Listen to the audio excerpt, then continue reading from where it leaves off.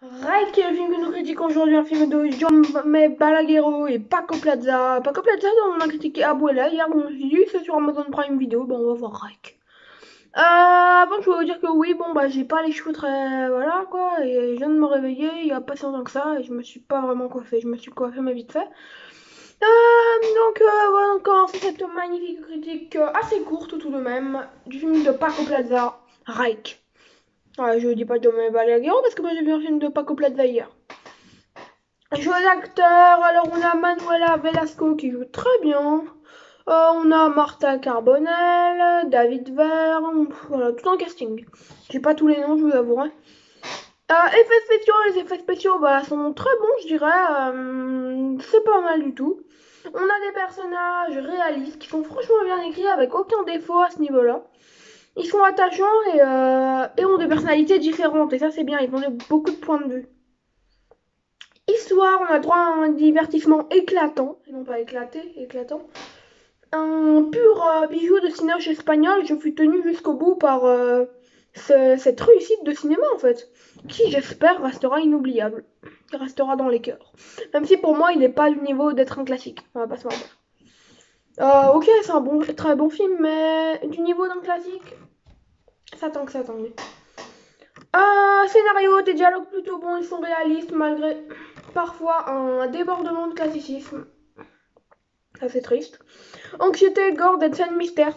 C'est bien gore dans une ambiance où l'anxiété règne et la tension. Et non, ah non, justement, l'anxiété règne plus que la tension. Et ça, c'est rare pour être noté.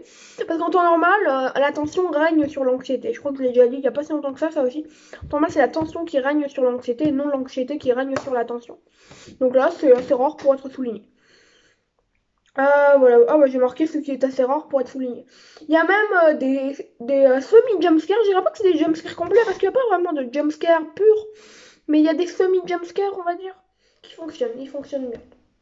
Photographie en found footage, moi j'aime bien quand c'est un found footage, mais quand, s'il te plaît, c'est des films qui ne sont pas des found footage et que c'est tenu comme ça, les caméras, non j'aime pas, je vous avoue.